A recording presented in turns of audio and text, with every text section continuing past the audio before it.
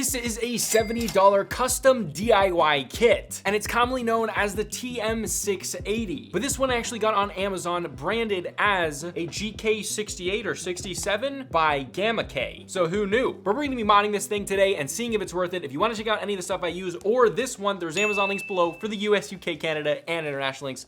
But let's get right into it. Okay. So there is the packaging, comes in a pretty basic black box, okay, little manual stuff. And then out of the plastic, there it is, the TM680. From first impressions, quite a solid plastic case, more solid than I was expecting. It's got some RGB right there. It's got some RGB right here and some more right there. Overall, the case is nice. Sounds pretty terrible at the moment, but that will all be upgraded. It does have a knob, which is actually not too wiggly, and it does press in. Now we do have the stock stabilizers on here. I don't know if we're gonna lube those, mod them ourselves, or leave them, I don't know. But they look to be completely unlubed, so that is a good thing. And then in the box we have, oh, they just give you a USB-C cable. Nice, so that's it. Let's get right into modding this thing. First things first, we gotta remove the screws. I think this is a two-piece case, but we'll find out. With all the screws out, this should just come right out, and it does, it pulls right away, right here. Seems like there's one more screw though. Oh, I think I just snapped something. Ooh, I definitely snapped something. Wait, nothing's broken? What did I snap? Oh, I snapped the little pin off right there. So I think you have to take this off before. I don't know how you do that, but it should be fine. Everything's good. We're good. Now that that is off, we have to figure out how to get this off of the case. So you just literally just pull up? Oh, you literally just push up, I think. Okay, so you have to kind of push out and then up. Does help if you have a little bit of a pry tool, but I think all of them are up now. Okay, so the knob has to come before this comes off, and then you kind of pry them out. Okay, so you have to kind of pry them out, push them out this way, and then come off, but a little bit more difficult, but not too big of a deal. All right, and then besides that, there is a few screws. There's one right here. These are pretty tight. All right, looks like a total of 3 screws, and then it comes right out. You have your fully hot swappable PCB right there. We do have foam in between there, so that is kind of cool, although we're not gonna be using this today, so we're gonna set this aside. And then we have all of our stabilizers in here. Let's take those out. You press the pins down right here. You can also use a keycap puller or a switch puller, I meant. So you push those little pins in, and then you just pull them up. We're gonna do it again here. Push the little pins in and kind of push them back out, and then they should come right out. Now these are completely unlubed, which is fantastic because they are ready to be modded. And the other good thing about these stabilizers is they're pretty dang tight in the plate, which is good. Honestly, something I wasn't expecting. And there we go. Now let's go ahead. And the first thing we're gonna do is mod the case. Now, we can only really put case stuff in about here. This does go quite far down in the case. There's not a ton of room in the case. So I'm gonna test the space with this. So it goes down about to all of these risers. So that's the top. That's the highest we can go, is above those little risers. Now this is what we plan to put in there, and it looks like it may fit with quite a bit of finagling. So go ahead and grab an X-Acto knife, and this is Butyl Rubber. It's fairly expensive, but it's quite a good dampener. You can also use case foam. Silicone mold does look like it would be possible in this case, but you have to tape off quite a few holes. So we're gonna kind of eyeball this, and we're gonna go basically from there to there. Now that we have a piece cut out, we're gonna cut it here. There we go. That looks like it should fit pretty good. And at this point, we're just gonna cut out these little holes right here. So there's one right here. So you can see there we have the pretty much basic layout of the screws and standoffs. Now we take it off and then cut those out fully. All right, and as we can see, now we have it all in the case. I have a few sections right here that have just gone up to where it's going to meet the case, just to kind of press it down a little bit, as you can see it right there. So that's all full. So now set this aside, and we're gonna move on to the plate and the PCB. Now, as far as right here, what we're gonna be using is PE foam. Now you can buy this online, or a lot of times it'll come as shipping material, and since I get so many keyboards, there was one with this. Chances are you have this laying about in your house. It looks like this, it sounds like this, and what we're gonna be doing is using 2 layers, and we're actually gonna be using this on the plate and PCB between them, and you're just gonna poke the switches right through there. And what we're gonna do is we're actually gonna move the PCB aside. We're gonna put the plate upside down, and then we're gonna trace out essentially the stabilizers on the PE foam, because we don't want PE foam where the stabilizers are. So right here, we can obviously see we have a stabilizer right here. So just cut that out. There we go, one stabilizer done. and then the space bar. And just like that, we have the stabilizers all cut out. So now what we're gonna do is I'm gonna cut the outside of it once it's actually on the plate and PCB, and once that is all together. So let's grab our PCB over here, and then we're gonna flip this over to match up with all of our holes. And we did forget to do the volume wheel, so let's put that back on here and do the volume wheel. All right, and then place it on the PCB, and all of that should line up perfectly just like that. Fantastic. After all that is lined up, we're gonna put our plate. Once we matched up one hole, I'm gonna put the screw in right here. I'm not gonna do it too tight, just to make sure it doesn't come out. Make sure all of the PE foam is lined up perfectly again. And then once we got the other one in, we're gonna screw into that one. And then go ahead and screw the middle down.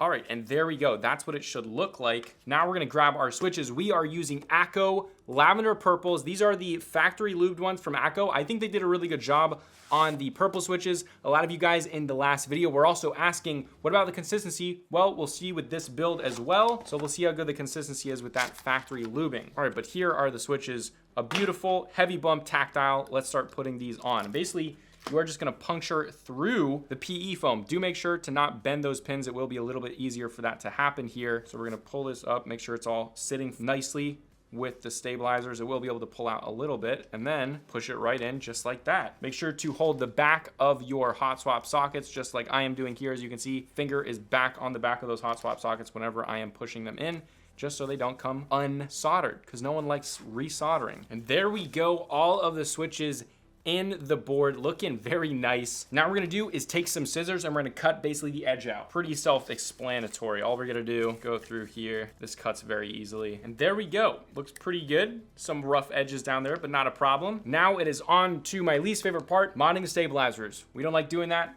but we have to because it makes it sound fantastic. All right, so let's get these stabilizers apart. All we're gonna do here is bend at a 90-degree angle, and they should come right apart. I'm just gonna double check to see if these are, yeah, completely dry, which is absolutely fantastic because we can just lube them all ourselves and we don't have to clean anything off. So put the housing right there, stem over there, separate everything, put our wires over there. Okay, first things first, grab yourself some cutters and we are going to be clipping the stabilizers. You can see right here, oh, these look like they don't need to be clipped. Actually, never mind.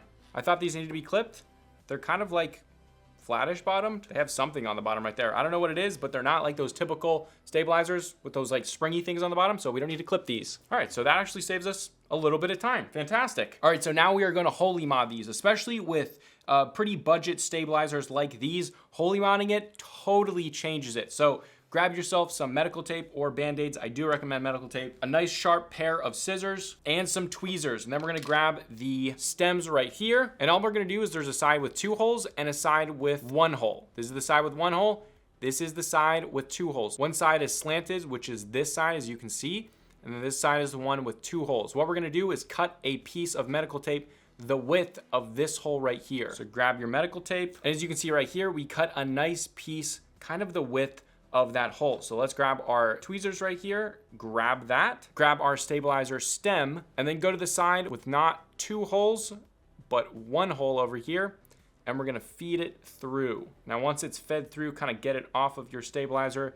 You wanna pull it through until it's flush with that angled side, and then we'll see if we can stick it down. So then stick it down to both the angled side, the slanted side, and the non-slanted side. Once that's done, take some scissors, and we're not gonna cut it all the way off, but cut it off with just a little bit left over, just like that. Take that over and flip it onto that second hole and stick it to the top. This is just to make sure it stays in there while it's on your board. And that is what it should look like when done. All right, now repeat that for all of them, and then we'll move on to the next section. All right, guys, finally, now that all of those are done, we are ready to start lubing and installing them. First thing we're gonna do is lube the walls of the housings. So grab some Krytox 205 grade 0 and a brush. And pretty simply, all you're gonna do is dab a little bit in there. Make sure, do not over lube in this section. You don't wanna over lube here. You're gonna dab some on the right wall, take just a little bit and dab some on the other wall. Once that's all dabbed up, then just spread it out. Now that we have that done for 2, what we're gonna do is take our stems and insert them with the face that has 2 holes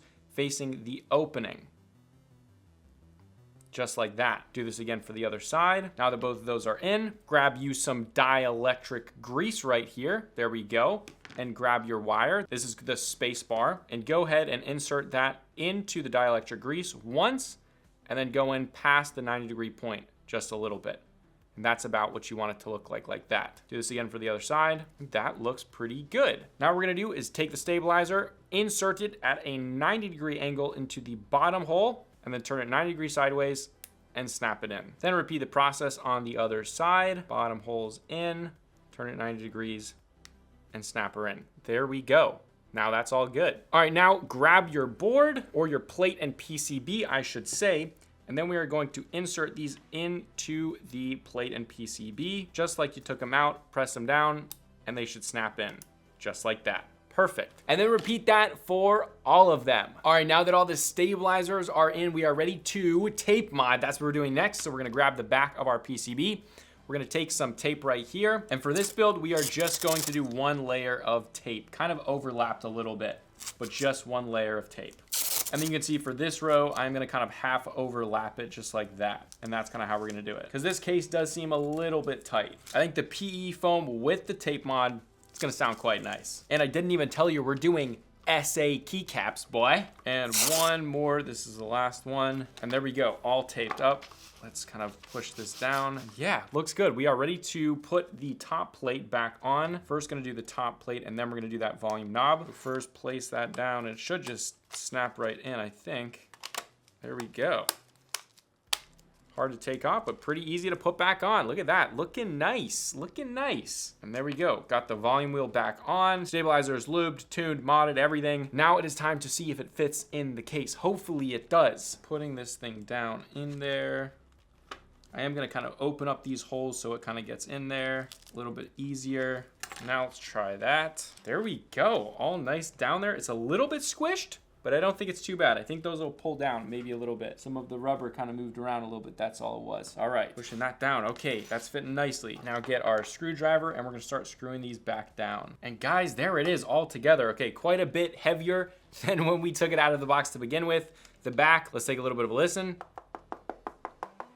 Oh yeah, way more solid. Okay, I'm just gonna press the case together, make sure it's all sitting nicely. And there we go. Okay, very, very solid at this point. Fantastic. Is the last thing to do just put this, we're just putting the keycaps on? That's it. That's it? Let's do it. All right, honestly, not too bad of a build. The only thing that I don't like is how hard this piece was to come off, but it's definitely easier than something like a Ducky 1.3. Okay, so we're using these SA keycaps from Dancing Code. So we have a white base with blue and yellow. And guys, there the finished board is. Look at that thing. That looks so good, guys.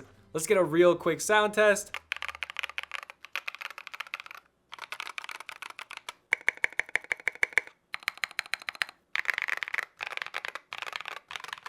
Oh, this thing sounds so good.